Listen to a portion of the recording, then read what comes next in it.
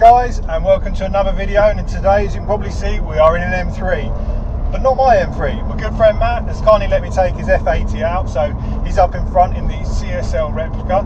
So we'll see what it's all about and how it compares to the little E46. So straight away, being in the car, you can feel it's a much more refined package. Everything dampens really well.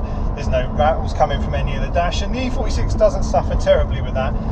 But it is an older car. There are things that feel a little bit dated, and it just feels such a nice place to be. Now this is the DCT model as well, so you've got your 7-speed, or you could spec it with a 6-speed manual, but I think nowadays with the technology you should really be looking at the DCT because they are so good, just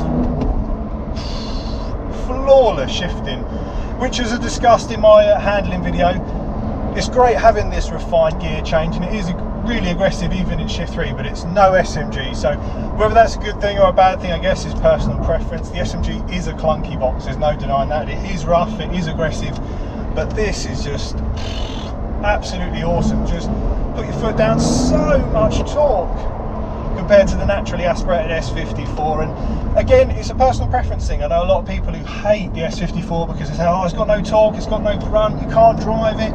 You get in an F80 and it's just put your foot down and go, whereas the E46 is the kind of car you've got to work for the power, and at the same time that is quite rewarding.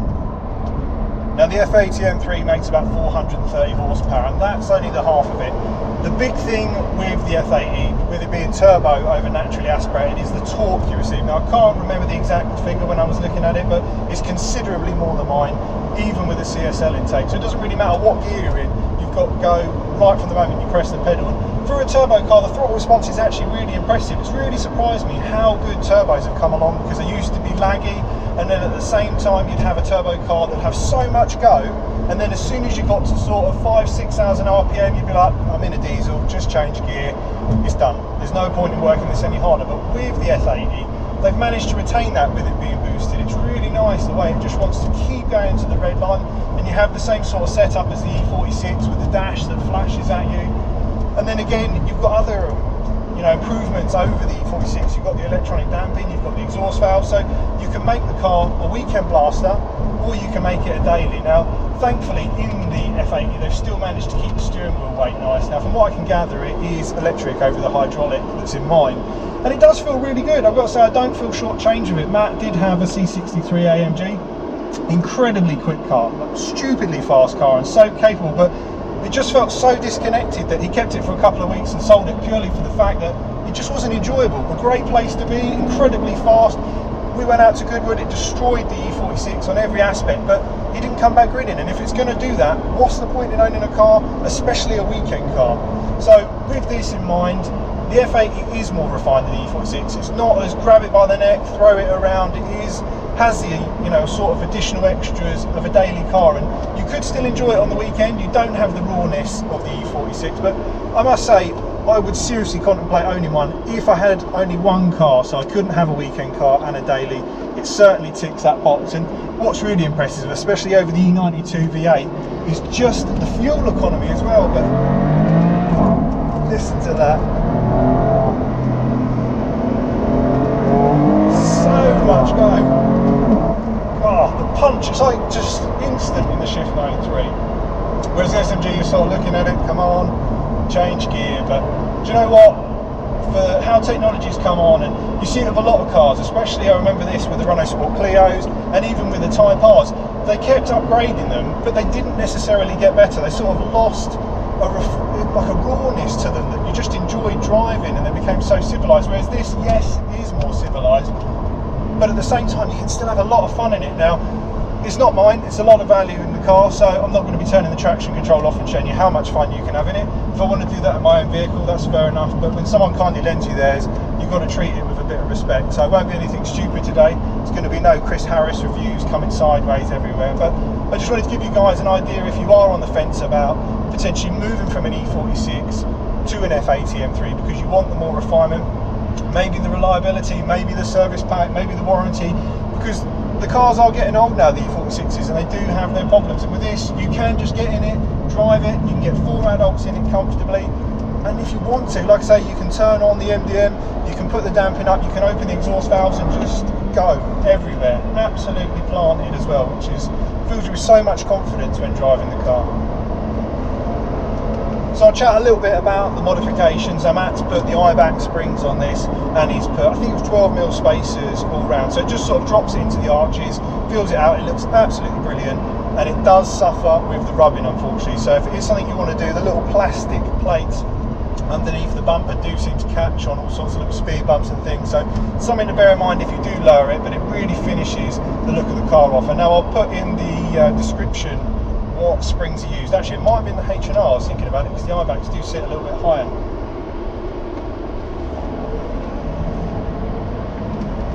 For me, owning one of these, it would either have to be in the blue or the white. I think they're just absolutely great. The problem with the grey, if you were trying to replica sort of the E46 colour, is it just looks a lot like a 330D. I don't really see the sort of shout out, and maybe this colour's a bit too much for people, but it does look brilliant. And everywhere we're going, people are just looking at it and probably thinking, what an Asbo. But you know what, you buy this sort of car, you spend this sort of money, if you want to be seen in it, the blue colour is the one to get. I think it's Yas Marina Blue, the actual paint code for it. It's the only one they do on the F80 M3, but yeah, I've got to say, I think if I was looking for a really nice daily that I can enjoy and still have sensible mile per gallon to return, I would own one of these, definitely. But at the moment, they're still depreciating, but who knows, a couple of years' time, it might be a feasible option. And with the emissions side of things and the petrol prices going up, it is a big factor. A lot of people say to me, oh, you can't buy an M car and be worried about what it costs to run. But at the same time, if you want to go for a 100-mile blast in an E92 M3, it's going to cost you £40. And I'm not saying that's a lot of money, but if you do that 2 or 3 times a week, all of a sudden you're looking at a big expense on top of the £500 a year road tax. Whereas in these, you can have a blast, you can knock them down to sort of 18, 20 to the gallon, but at the same time, if you do use it as a daily, you still have the fuel economy of a, you know, almost practical car at 30 miles per gallon. So on that aspect, very impressed with it. So we're on some twisty roads now. Let's see how it goes. And straight away, just the torque.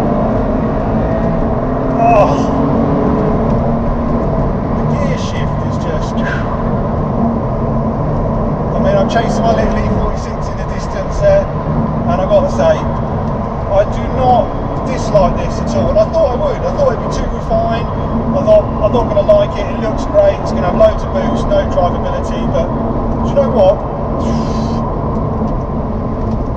Just absolutely lovely. And I've said it at the beginning of the video, they've kept the steering weight right, which is nice, because when I drove that AMG, it was very dull. I don't know why. Maybe there was something I was missing on it, but it just didn't do anything for me. And as powerful as it was, I wouldn't own a C63, especially the twin turbo version, or single turbo, I think it was.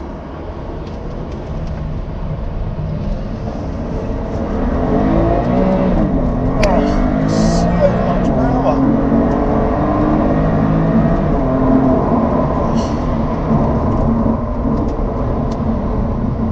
Somebody's parked in the middle of the road. And back on it again. Bumpy road there, okay. What do I pay my road tax for?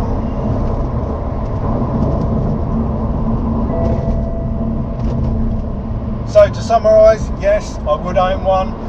Probably not now, because they are still depreciating quite a bit, but if I had to make a decision on a daily that I can enjoy and really blast around it, but at the same time drop it into auto, go to work in, pick my nan up, what more do you want? It's comfortable inside, there's loads of cabin space with the carbon interior trims, it looks absolutely fantastic. This has also got the heads-up display, so you have obviously your live readout of your speed, and if you put it in sport you can get your sort of rev gauge up on there as well, and just a lot of cool little features. And I really like that BMW have still kept it such a driver's car, and I know that's what the M stands for, but with stuff these days it's getting so refined that a lot of manufacturers are losing that. I mean, we drove the new shape Type R, not the latest generation, sorry, the one before that, the sort of spaceship bulbous turboed one, and you know what, it was a good car, but again, it just didn't remind me of the EB3. It lost that. I want to take it out and drive it, sadly, but with this, absolute peach. Let's drop it.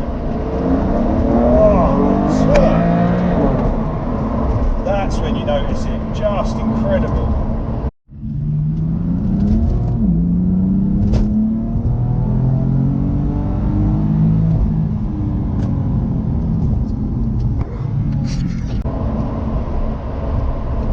So I guess we'll have a little chat about the modifications. For those of you who follow the channel, you know I'm pretty into modifying the cars, and normally only for things that can be either returned or, you know, that don't sacrifice a lot of either reliability. So on these cars, from what I've seen online and what my friend's M4's done, you can put a simple remap on them and get over 500 horsepower. So there's a lot of power there just from a remap.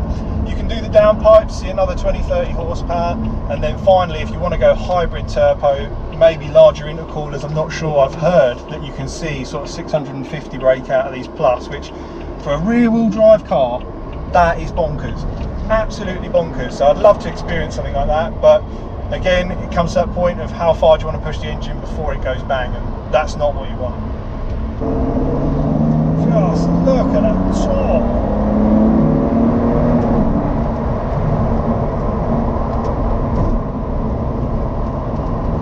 Body roll is just really just grab it by the scruff of the neck and just,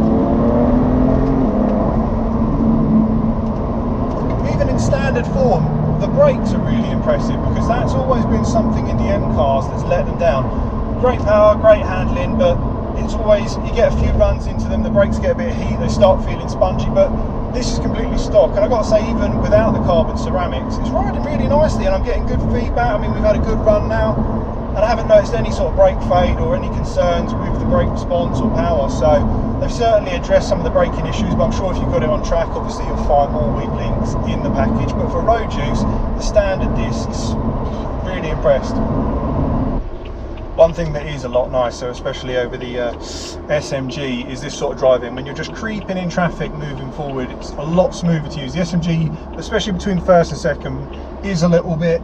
So if you guys are coming from the older generation to the DCT, you're really going to appreciate that. And do you know, the way it's geared with the DCT as well, it just feels right. You know, on mine, I'm going to try and do the 4.1 ratio to try and liven up the gearing a little bit. But because you've got that 7-speed box in the DCT, you get the acceleration, and you've obviously got a cruising gear to keep your MPGs happy, which is nice.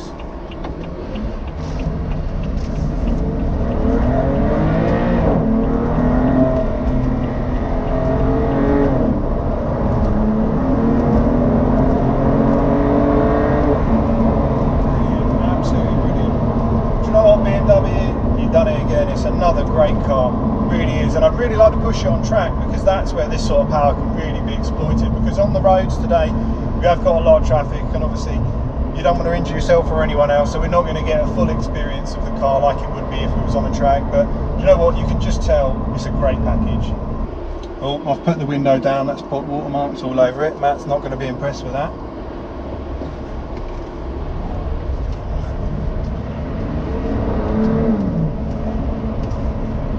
So again, another video that's probably not the longest. I know a lot of you guys like a 15-20 minute video to really get into, but as always, it's not my car. I'm really privileged to be able to drive it, so I'm not going to be able to go on for too much longer. But obviously, if you enjoyed the video, give us a like and a subscribe. We're only going to get more and more content, and we have got a modified E92 M3 to be taken out shortly, so that should be good fun. 450 horsepower from a V8.